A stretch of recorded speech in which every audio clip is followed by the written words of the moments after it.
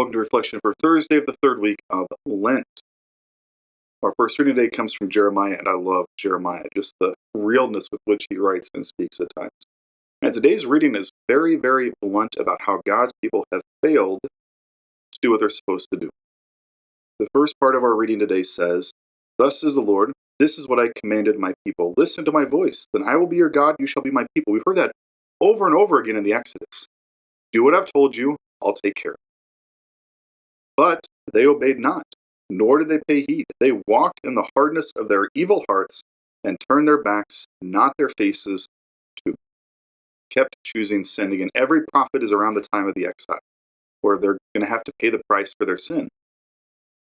What we have drawn to their mind is from the day that your fathers left the land of Egypt, even to this day, again, the idea of pilgrimage, and again, that pivotal point of our history, the point at which we keep going back to help us understand what God is doing throughout all of our history, but then especially in the life of Christ, references. He said, "I sent you entirely all my servants, the prophets, yet they have not obeyed me nor paid heed." Jesus gives us a few different teachings of multiple people being sent to God's people and servants. We're given different parables, a little bit different language at times, but he emphasizes in them that people kept failing to receive, kept doing not what they were told to do, kept disobeying.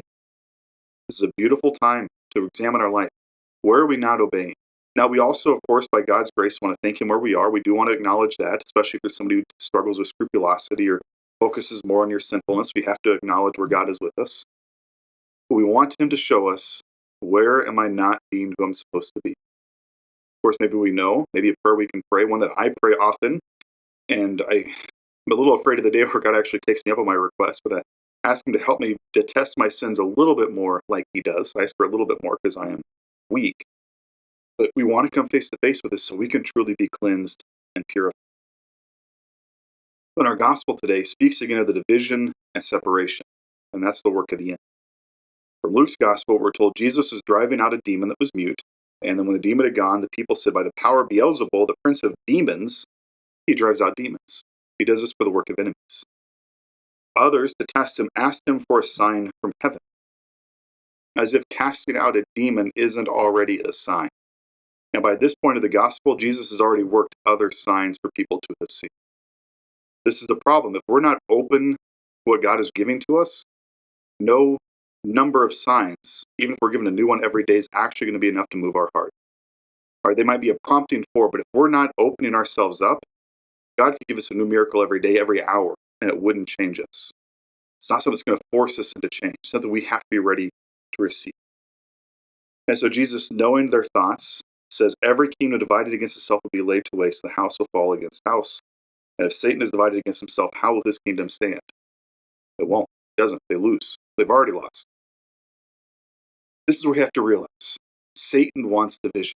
Satan wants separation. Every division on some level is against God's perfect will.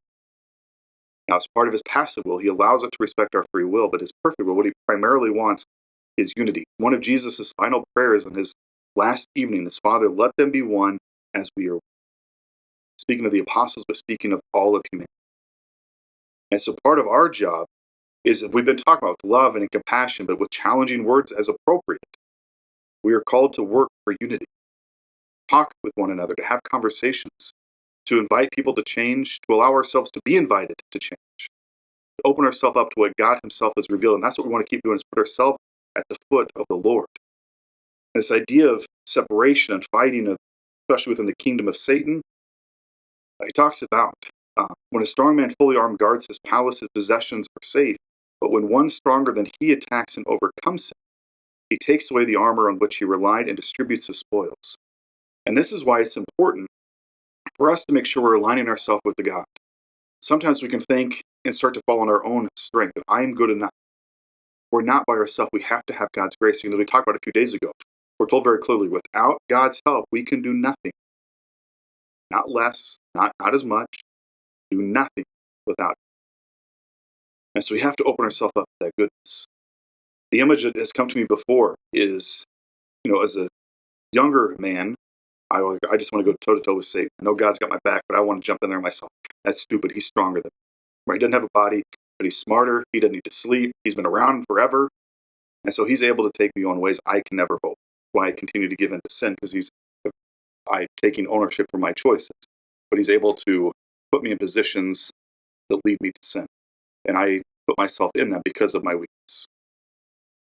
A good way to look at our prayer life with God is that we run so far into the loving Father's embrace is that he wraps us up in his love and he's able to stiff arm him, because as strong as Satan is compared to us, as smart and cunning as he is to us, he's no match for the Father. He's no match. He just sort of gives him that old stiff arm that you see in cartoons where you put it up against the head and it gets swinging his arms, he can't get to it. Kind of what it is with Satan. And so the way towards protection is deeper into the Father's love. That happens primarily through prayer. One of the staples of this Lenten season.